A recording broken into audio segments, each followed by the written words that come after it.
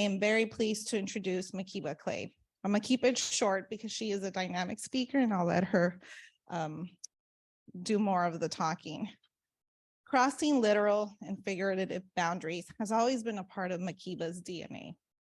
Named by her late father after the renowned South African humanitarian and folk singer, Miriam Makeba, her passion for cultivating and scaling individual and organizational excellence has led Makeba to live, work, and travel to over 70 countries, spanning 5 continents. As a strategist who seamlessly integrates diversity, equity, and inclusion principles into her work, Makeba is a notably sought after speaker, executive coach, and consultant through her boutique firm, Makeba Clay. Makeba enjoys building the capacity of leaders and institutions. In her spare time, she has helped develop and scale strategies for schools, faith centers, outreach centers, and agricultural organizations in developing countries. And more importantly, Makeba was a former member of our club, the first chief diversity officer of the Phillips Collection, and has done enormous work for the Pew Foundation. Without further ado, Makeba Clay. Aquaba. Bonjour. Ciao. Guten Tag. Hotep. Hola. Niao. Suabona. Hello and welcome. Just a few ways to greet you from around the world. And apologies if people heard me with a bad intonation on some of the welcomes. Thank you, Marilyn, for the warm introduction and also for the welcome, for bringing me here. I'm really excited to be back amongst friends. There are several people who are here in the audience. Sterling, who I saw earlier, Lisa Cohen, Jen, Lisa McCurdy, who I think is traveling right now, and Lynn, who may be online. So it's a pleasure. For those of you who are joining us virtually, you are welcome as well. So Marilyn did give a little bit of an introduction of who I am, most notably named after Miriam Makeba, South African folk singer and human rights activist. And I reiterate that because really I believe my father, in giving me that name, put me into where I am now. It started me on a path of caring about human rights, civil rights issues, and as we say, the least of these. So I'm a child born in the 70s. I won't tell you what year exactly. So I grew up in the 80s in upstate New York. Some would say Western New York. Might as well call me Canadian because I grew up in Rochester.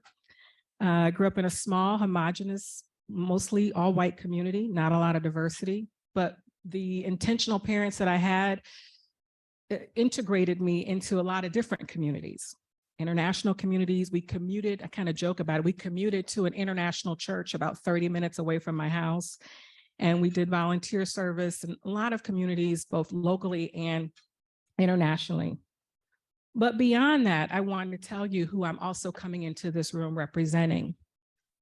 I am the hope and dreams of my ancestors who were once kings and queens before being captured from their homeland off of the Gold Coast of West Africa. I am the great granddaughter of a sharecropper who toiled the red clay soil of South Georgia for 4 decades by day and who learned to read her Bible by night. I am the granddaughter of a strong and mighty woman, actually 2. One who was a domestic, who cleaned the homes of the elite while donning high fashion with flair and boldness on the weekends. The other, a woman of the sacred cloth, who knew how to pray and caretake for the souls of many as an ordained minister. And my grandmother, Reverend Susie Simon, is still living. She's still among us at 100 years young.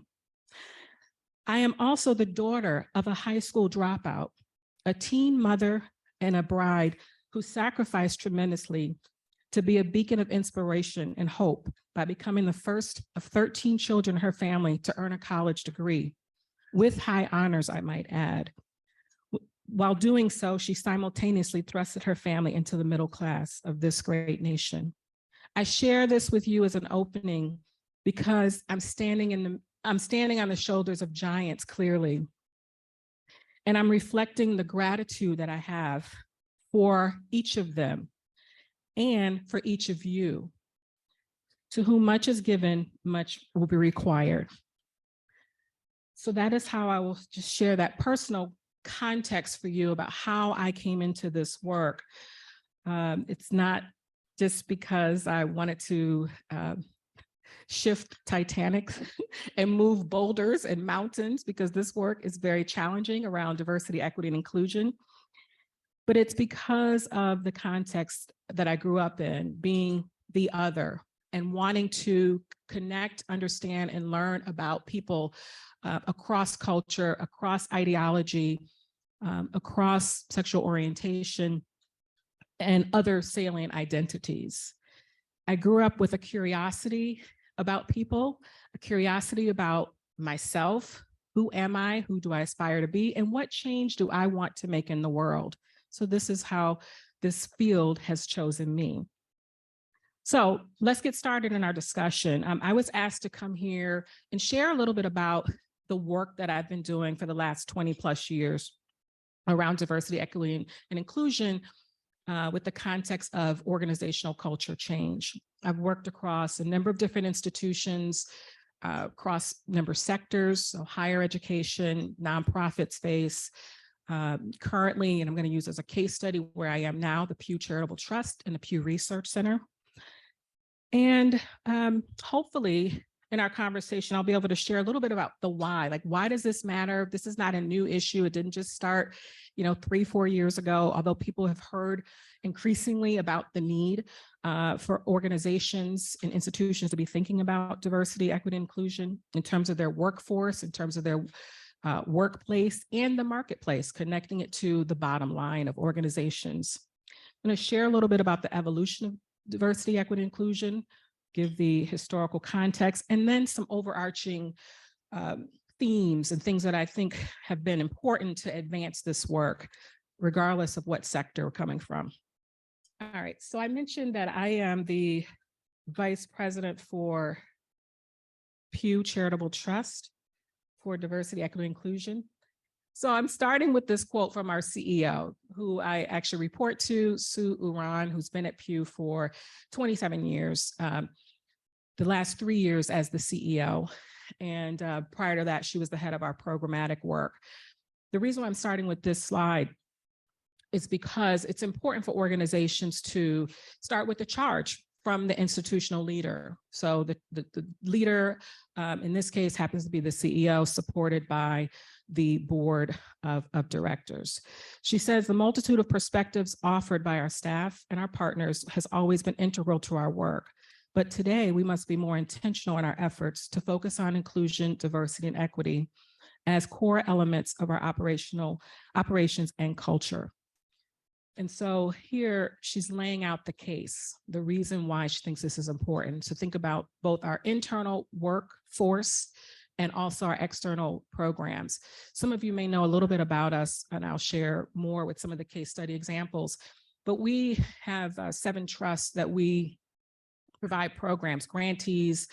We partner with grantees all over the world, 50 major projects, cross-cutting every field you can think of. 38% of our portfolio is focused on environment, safety and justice. We do work in education, housing, and for many of you who listen to NPR, you're probably thinking the research center, that's our subsidiary. And we put out data to policymakers, decision makers, so that they can make good decisions in a nonpartisan way. When I'm working with organizations, including Pew, I do ask them to focus on their mission and their vision and values and thinking about the alignment of the work. Often I've come into organizations either as a consultant or an embedded employee, and they say, we have to get on this case. We have to work on DEI. And I said, why? Can you tell me why this matters to your organization? Why in this moment is this important? How does this work around organizational culture change align with your values? So I often spend a lot of time early on helping organizations think about that question of the alignment of the values in the institution.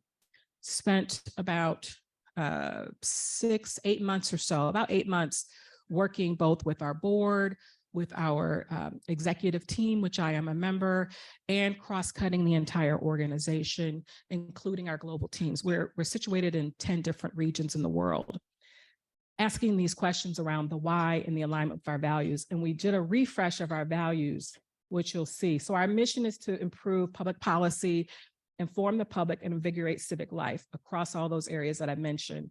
And then we came up with 7 core values. You know, some people say, well, it should be 3. Maybe it should be 4. It should fit on the back of a business card. It doesn't matter. However many values that you come up with that you think are important, that can drive your work, you know, because there will always be debate on both these values, framing of DEI, what do these definitions mean? So this is what we came up with. And what's really important when we're thinking about our 7 values: equity, humility, innovation, inclusion, integrity, impact, and nonpartisanship, is how we infuse all of these values into our mission, our values, and our vision. That gives us far greater alignment with our work. Organizations, surprisingly, it may seem like a small thing, definitions. How are we defining diversity, equity, inclusion, this alphabet soup, as I call them, and some people will add J for justice and A for accessibility. We've decided that in our organizational context, DEI. The reason why it's important for us to, you as well in your organizations, to think about language and having a shared language, and even within the Rotary's context, because often I find people come into the conversation around DEI and they mean completely different things, or they think diversity, which is around representation, all of our salient identities, how we define ourselves, how society defines us across the numerical representation. So when you think about our social identities, maybe our race, our gender, that's what diversity is. It's about how we count the people. That's the shorthand, how we count the people. Equity is looking at disparities. It's very different than diversity, but I've heard people use these words interchangeably. And when we think about equity, we're thinking about how do we look at any of the areas that we're trying to find solutions for, or do data sets on where are the disparities amongst those who are most marginalized in whatever topic we're talking about, whatever issue we're addressing, and how do we create better outcomes? So it's about the outcomes counting and the outcomes mattering by first looking at where the disparities are. And then lastly, inclusion. So thinking about intentional, ongoing ways that you are, as they say, inviting people to the table across all of these differences, across all of these different perspectives, and making decisions and making the people actually count. In other words, people talk about inclusion as the feeling climate. How do people feel within an organization? How do you get at that? Surveys, focus groups. Do you have a revolving door that can tell you something too if people are leaving your organization? So these are the sort of shared language that we use within our organization. So as you're thinking about how you want to talk about this work, make sure that you're all on the same page about just at least a starting point of the language. It's really important. I wanted to share a little bit about the historical context as well with this work. I mentioned that I've been doing this work for about 20 plus years in a variety of contexts. This work certainly predates me, starting back in the civil rights movement around that time of the 60s and 70s. Is what we call stay out of trouble. Anybody remember that time period when it was all about what can we do to not be in trouble in organizations? How do we not get sued because of the pressure of what was happening outside in the world? So the civil rights movement was really at a high point. That legislation is what actually laid the foundation for this work. So leading up to, the 40s, 50s, and then ultimately the 60s, when the civil rights legislation came about, people were really, really focused on, both in the education sector and in the workplace, how do we stay out of trouble? How do we focus on compliance? how do we also think about equal opportunity, equal EEO? So you'll hear a lot about that from that period of time. Moving into what we call diversity 2.0, can't we all get along? So thinking about the 80s to the 90s period of time, when it was more about how do we see similarities amongst us? How do we just be okay with everybody and say, you're just like me? When in fact, we know that we are a lot alike, but that there are some distinctions amongst us, and that's okay. We hadn't arrived at that point of saying distinctions between us and amongst us is in fact real, and it's okay that that's the truth. But during that period of time, it was really about coming to the workplace. Some people make jokes out of this, like we have Taco Tuesday, or we have these themed lunch events, and it was, we don't talk about race, we don't talk about culture. It's just it's there, but we don't really talk about it. It's more about just coming together, and multiculturalism is really what that period of time was. So fast forwarding into our next phase, D&I 3.0. So diversity helps us compete, making the case for diversity. Some of you may recall that I mentioned earlier about the marketplace, and people started thinking more about how is the workforce connected to the marketplace, as well as the culture within organizations. We started shifting our thinking and making those connections about the bottom line. And as organizations started to become more global, we wanted to think about, having a workforce that we can recruit from that is diverse. They are also consumers as well. So it's the folks that are coming into our workplace. It's people who are connected in communities that are diverse. That in fact has this sort of, there's synergy around that. And so organizations start thinking about diversity from a business case. And even now people will say, what's the business case for this work?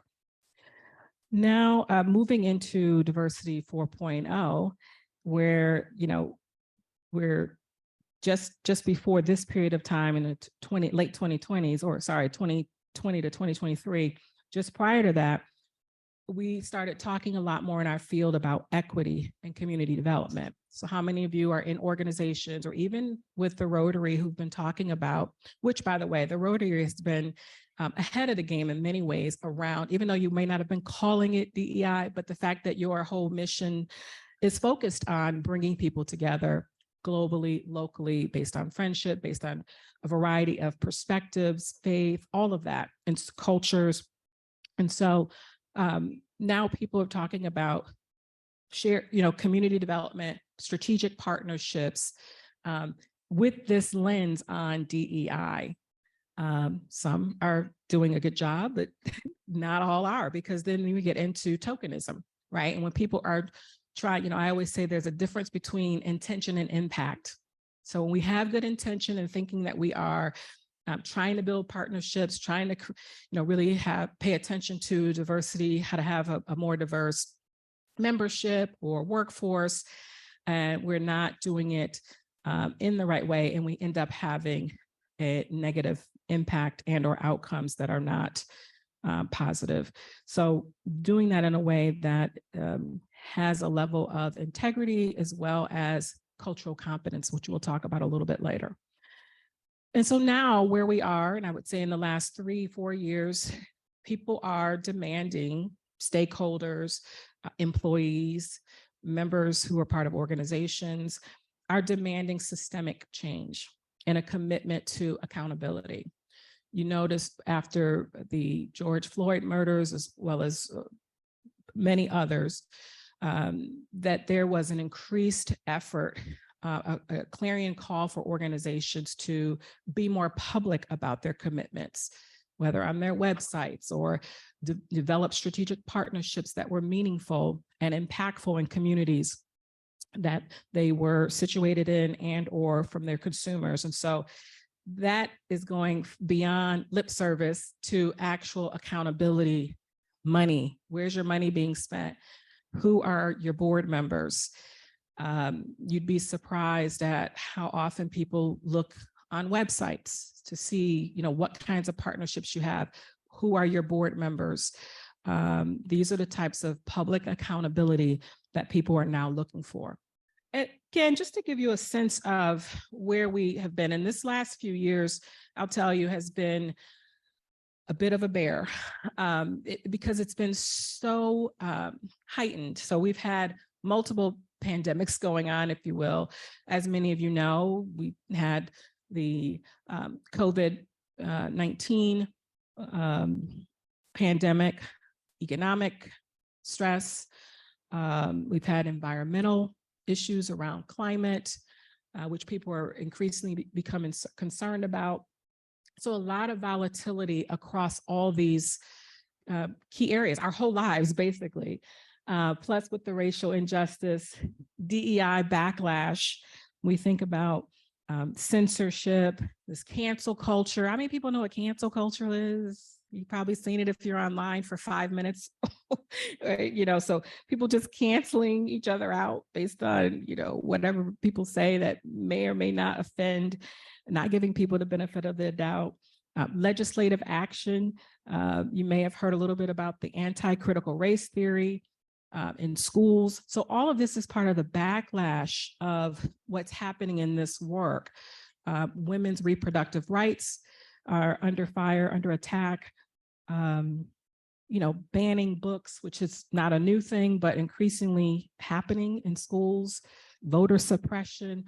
All of these things are the context of which we're trying to do our work, trying to help empower leaders in organizations to make changes that are embedded in policies, structures, and systems that are not enabling people to thrive in the workplace, and or not allowing organizations to really stand up to their commitment to their stakeholders. As a result of that, we have seen a lot of organizations, cross-sector, private sector, in the nonprofit space as well, doing a lot of crisis planning. What happens when you're in crisis? You're probably not being too thoughtful. You're probably doing a lot of responsive sort of knee-jerk reactions, and none of us are out at our best during that time. So it's crisis-driven, isolated efforts everywhere. As a consultant, I've gone in, I've seen people who give me a laundry list of, and then we're doing this, and we're having these type of events, and we're bringing this type of speakers, and we're in these communities. And I said, how does all this fit? How is all of this tying together? Where's the thread that is, pulling all these efforts together? Is it activity? Is it strategic? Or is it just frenetic energy?